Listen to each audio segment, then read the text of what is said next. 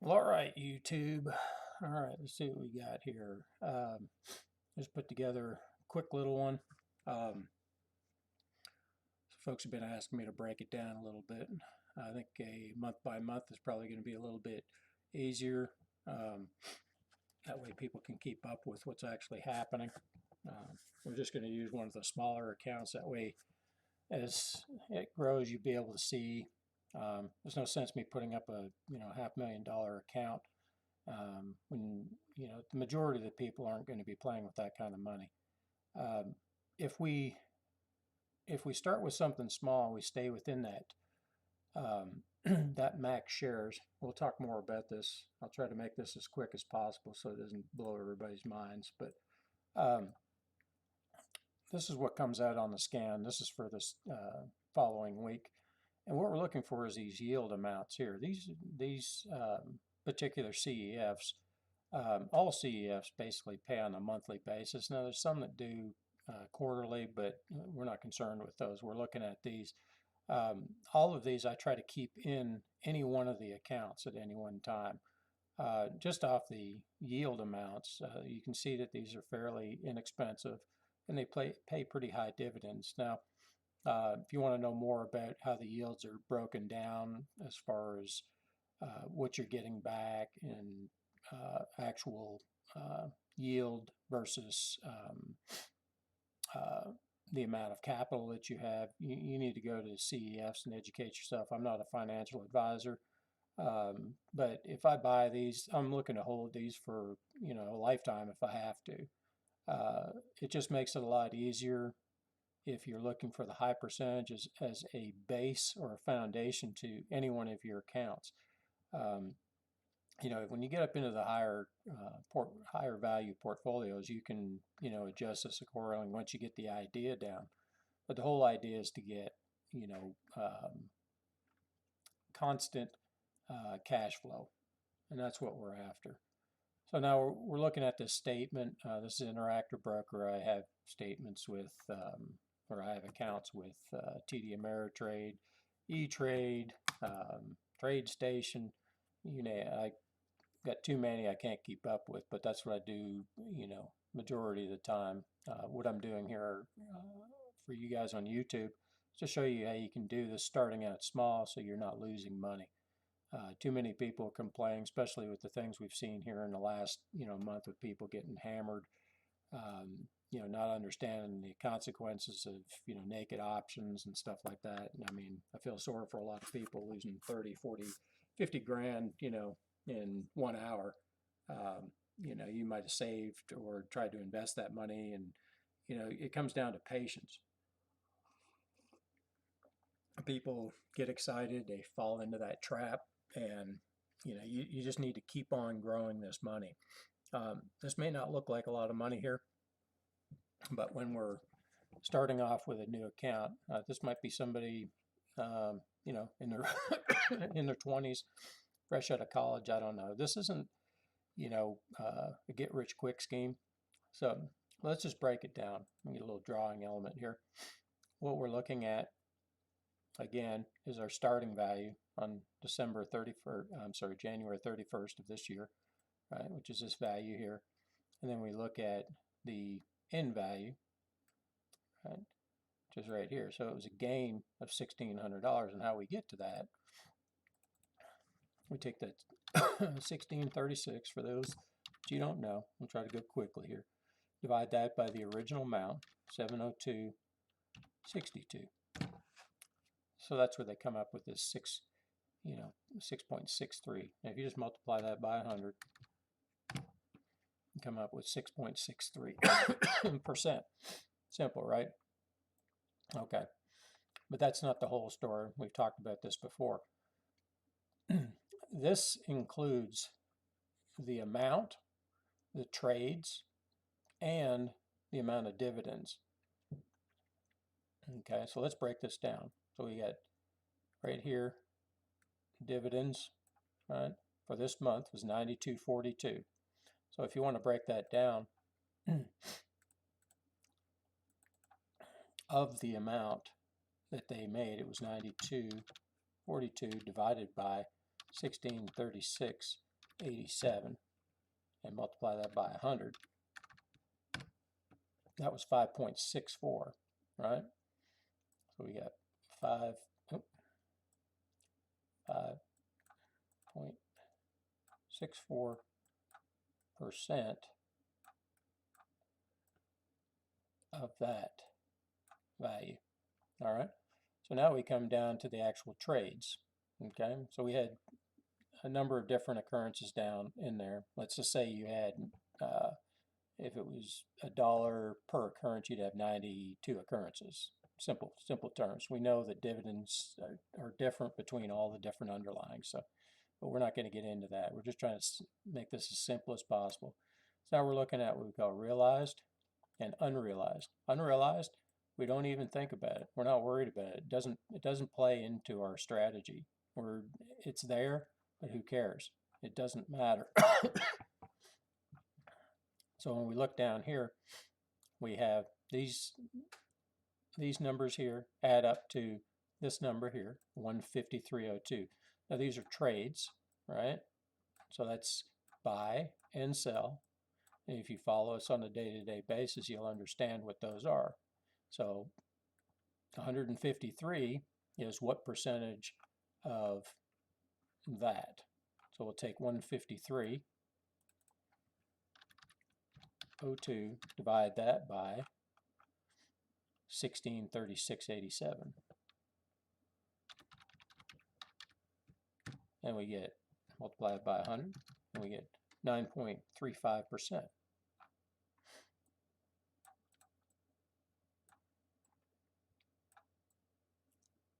Right? So we know that if we have 9 and 5, we just add those two together, right? 9.35 plus 5.64, that's 15% of the portfolio. I'm sorry, 15% of the actual gain. So if we take the dollar value, 92.42 plus, what was it, 153.02. Oh, I'm sorry, there's 163. It's minus $10 off of that. So 145, 145.44. That was the actual gain, okay, in profit for this particular account, 245.44 in dividends. The rest, this amount right here, the rest was just the move in the stocks, unrealized. Okay, so let's add that up again. 242. Excuse me, I can't shake this cold. Plus 153.02. I'll write this off to the side. So we get 245. I say 245.44. All right. So we take that 244 or 245.44 divided by the original amount, which is this, right? Divided by 247.0262. Multiply that by 100. 1%, right? Or 0.99. So 1%, okay, is what you made off of your occurrences. That includes your dividends, right? Dividends and trades. Like I said, well, how can you make any money off 1%? Well, when you start scaling these numbers, people don't understand how to add what 1% is. This is for 1 month. If you average this in trades per month, that's 12% per year, right? So 12% on your money, if you have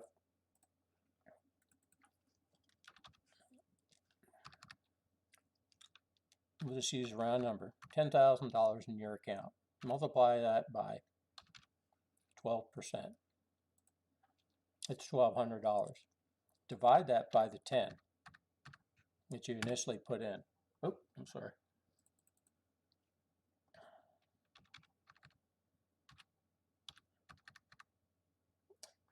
getting it backwards here. 10,000 divided by 1,200.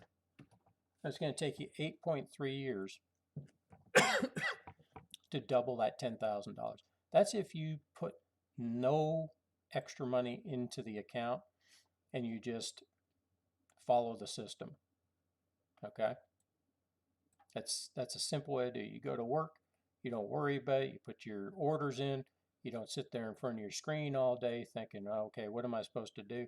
You follow the plan. You buy, you sell at specific points, and that's all explained. You watching the videos, you'll see, where we go, how we get there, and don't take losses. If you notice, there's no losses.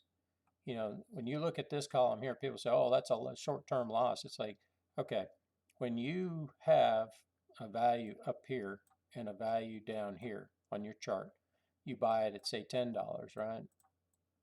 The way that the accounting works, you buy it at 5, so your average is going to be $7.50, right? That would be your average. What they're doing in their books is they're basically telling the IRS that you took on the first position a loss of $7.34, but you gained $33.43 on the second position. Therefore, you gained $26.09. So understanding what DCA means, dollar cost averaging, and how they work your books, this is, yes, a loss when you look at it, but overall, your account portfolio gained. That's the end result. So these are just numbers. So don't worry about, these are not actual losses on the account. This is just how they determine what they report to the IRS.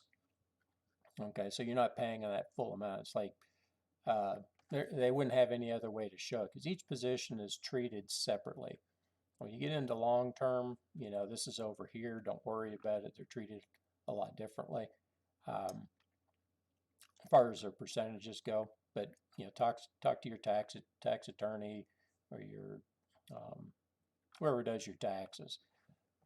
But this is the main thing. We're looking to try to hit this a minimum 10%.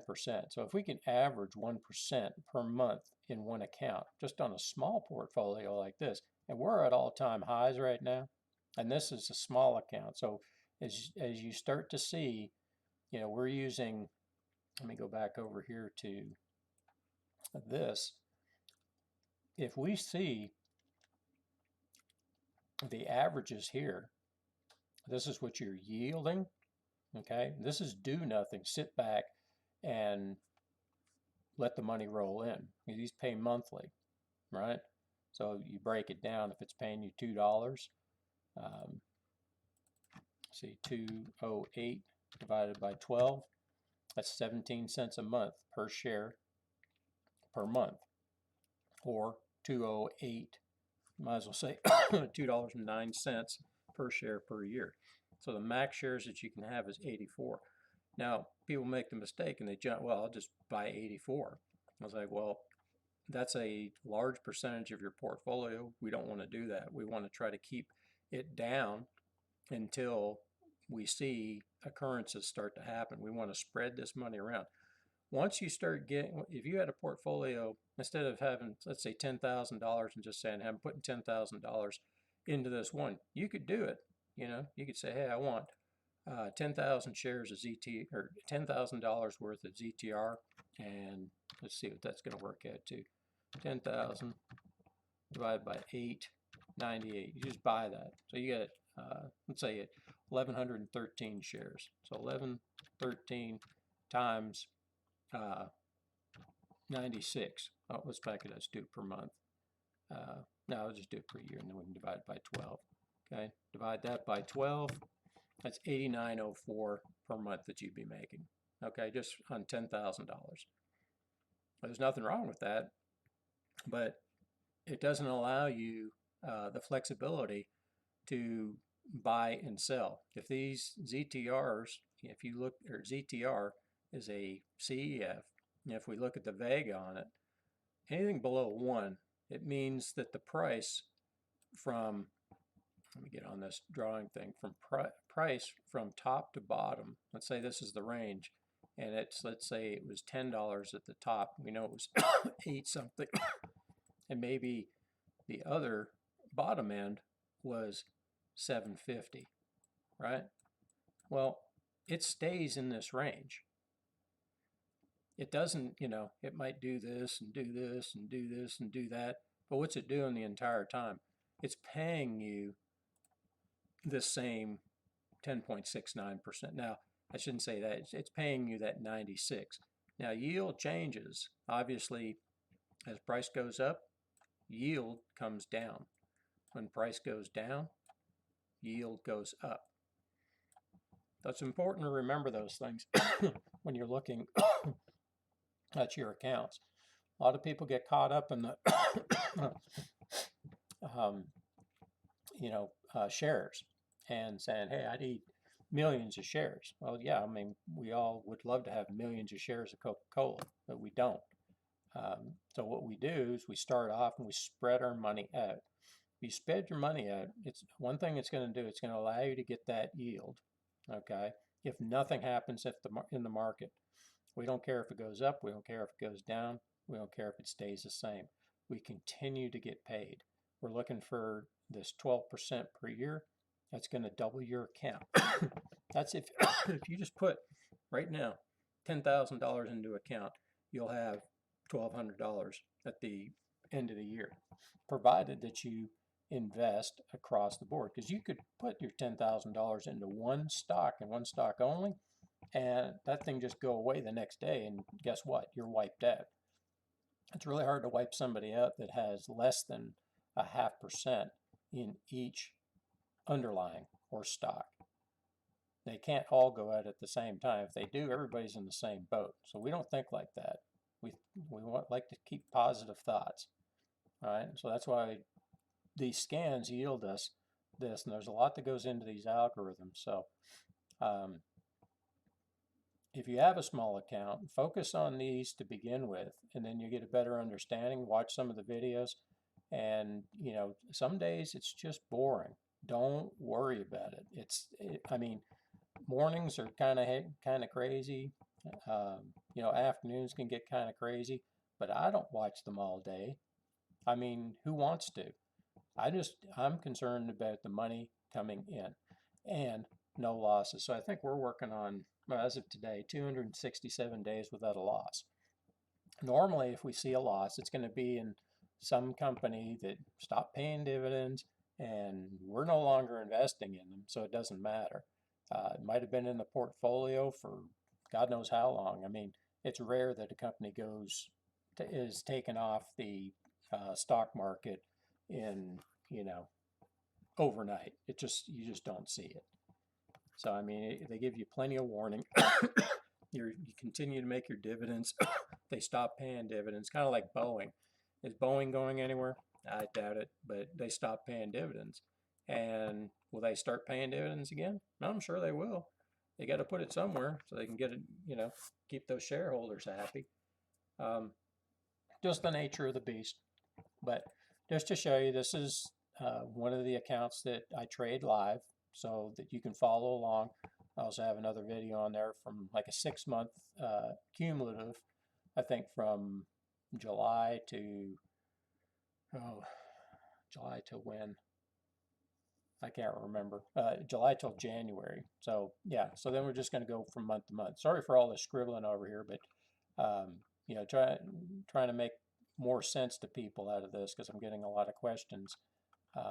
They don't understand, like, how, you're not going to make any money like this. I need to trade futures. I need to trade this.